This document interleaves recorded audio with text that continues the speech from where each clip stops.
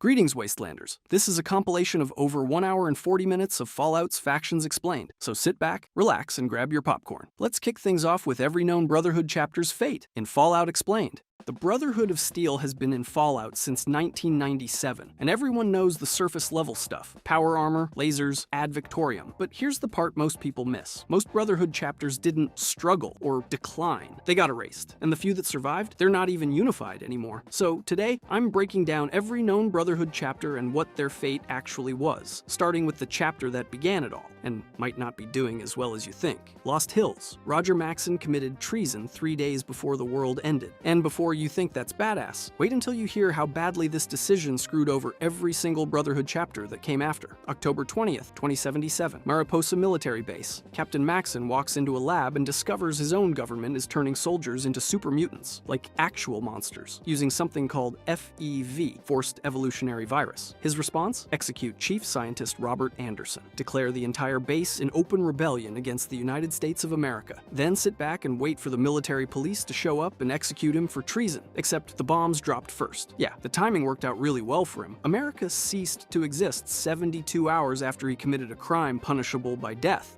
You can't get arrested for treason if there's no government left to arrest you. Convenient. Maxson led his surviving soldiers to the Lost Hills bunker in Southern California, founded the Brotherhood of Steel in November 2077. One mission: preserve technology and keep it away from the idiots who just destroyed civilization with it. And for decades, they did absolutely nothing with it. Lost Hills sat in their bunker hoarding laser rifles while the wasteland burned. They refused to help anyone. They trained elite soldiers to guard pre-war toasters. Standard Brotherhood behavior. They were thriving in their little tech museum while raiders murdered settlements 5 miles away. Then in 2161, some vault dweller showed up with a problem. You know, a minor issue. Just a massive super mutant army led by a psychic mutant god called the Master who was about to conquer all of California. No big deal. Lost Hills decided to help. Shocking, I know. The vault dweller won, California was saved, and Lost Hills learned something important. Maybe hiding in a bunker forever watching everyone die wasn't actually sustainable long term. Who knew? So they started doing something radical. They traded technology, they helped establish the new California Republic. They became the most advanced military force in the post-war world. Everything was great. They were actually helping people for once. Then the government they helped create grew stronger than them. Awkward. The NCR kept expanding, and suddenly the Brotherhood wasn't the biggest threat on the block anymore. The NCR started making demands. Share your technology with our citizens. Integrate into our military. Surrender your independence. You know, reasonable requests from an authoritarian government that's getting too powerful. The Brotherhood said no. That decision started a war that would destroy them. The Brotherhood-NCR war lasted years and completely shattered the West Coast Brotherhood's power. The NCR had one advantage the Brotherhood couldn't counter: numbers. The Brotherhood had better equipment, sure, but you can't replace casualties when you only recruit from your own families. The NCR? They had millions of citizens to throw at the problem. One by one, Brotherhood bunkers fell. Entire chapters were wiped out. By the 2028s, Lost Hills was still standing but barely holding on. They were dying, slowly, painfully. As of Fallout 4 in 2028-7, Lost Hills still exists. We know this because Elder Maxson on the East Coast mentions receiving orders from California. So they're alive, but their exact status? Nobody knows. They're fighting a guerrilla war against an enemy with infinite soldiers. They've lost most of their territory. Multiple bunkers have been destroyed. Then the Fallout TV series confirmed something even worse. In 2083, Shady Sands, the NCR's capital, was destroyed by a nuclear bomb. By 2029-60, the NCR had completely shattered. And Lost Hills? Still operating. But now they're struggling with internal decay and leadership corruption on top of everything else. But here's what nobody talks about. The show hints that Lost Hills might not even be running things anymore. Elder Cleric Quintus operates with his own agenda. Independent missions, questionable orders. Whether Lost Hills sanctioned his actions or he's gone rogue, unclear, but it suggests the original Brotherhood chapter is losing control of its own members. Think about that. The original Brotherhood chapter survived the apocalypse, survived the Master's super mutant army, survived 200 years of wasteland chaos, raiders, and every other horror the wasteland could throw at them, but they might not survive the faction they helped create and the internal conflicts tearing them apart from the inside. The founders of the Brotherhood of Steel are dying slowly, and there's no guarantee they'll exist in another decade.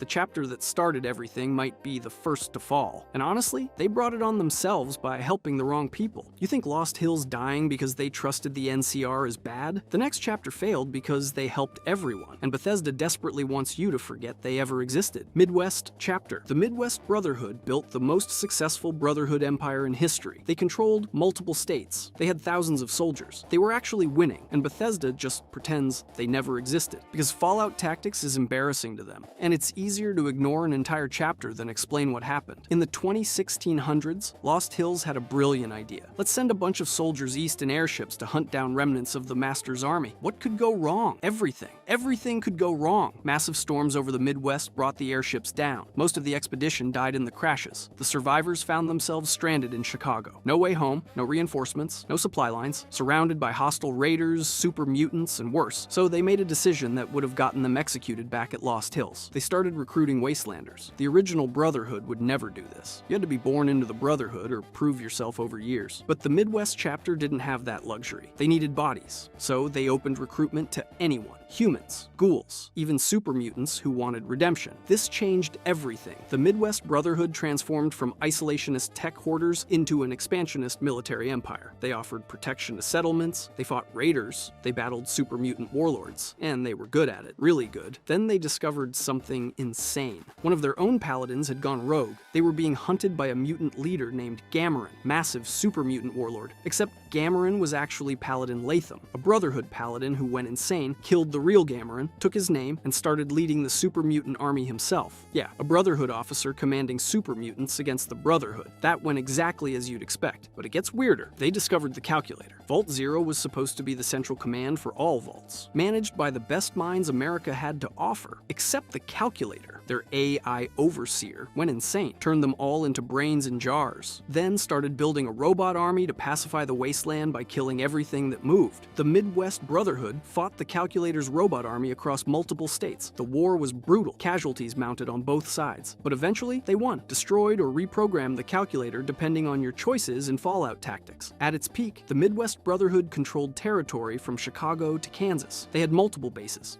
Thousands of soldiers, technology that rivaled Lost Hills. They built an actual empire in the ruins of America, while Lost Hills sat in their bunker polishing laser rifles. Then they vanished from Fallout lore completely. In Fallout 3, Elder Lyons mentions he was sent to re-establish contact with the Midwest chapter. Couldn't find them. In Fallout New Vegas, Caesar mentions capturing Brotherhood prisoners further east. Some of these scribes didn't even know the name of their founder, Roger Maxon, suggesting they came from the Midwest and had completely abandoned Brotherhood tradition. What happened to them? Nobody knows. Maybe they collapsed after defeating the Calculator. Maybe they're still out there controlling the Midwest, but Lost Hills lost contact. Maybe they evolved into something so different that they're not even recognizable as the Brotherhood anymore. The Midwest chapter proves that the Brotherhood's ideology isn't the only way to survive. They abandoned isolation. They recruited outsiders, they built an empire, and then they disappeared from Fallout lore completely because Bethesda doesn't want to deal with explaining where they went. Speaking of Brotherhood chapters that Bethesda wishes didn't exist, let's talk about the one that came from a game so bad it nearly killed the entire franchise. Texas Expedition. The Texas Expedition is from Fallout, Brotherhood of Steel. You know, that game, the one that's so bad, Bethesda officially scrubbed it from canon and pretends it never happened. But the story is too ridiculous not to tell. After the Master's defeat, most super mutants scattered. Some integrated into communities. Some kept fighting. And one named Addis decided to rebuild the Master's army in Texas. Because why not? Addis wasn't just any super mutant. He was smart, ruthless, had a plan. He gathered followers, started a guerrilla war against the Brotherhood, slowly built an army strong enough to threaten the entire Southwest. Rhombus, one of the Brotherhood's most legendary paladins, convinced Lost Hills to launch a crusade. The Texas Expedition was born. Brotherhood forces pushed into Texas to eliminate Addis once and for all. The campaign was brutal. Brotherhood soldiers fought through raiders, mutants, and hostile wasteland. They lost brothers, they lost equipment, but they kept pushing forward because that's what the Brotherhood does. Eventually, they cornered Addis in Loss, a settlement built in the ruins of a pre-war research facility in Texas, destroyed him. The super mutant threat was eliminated.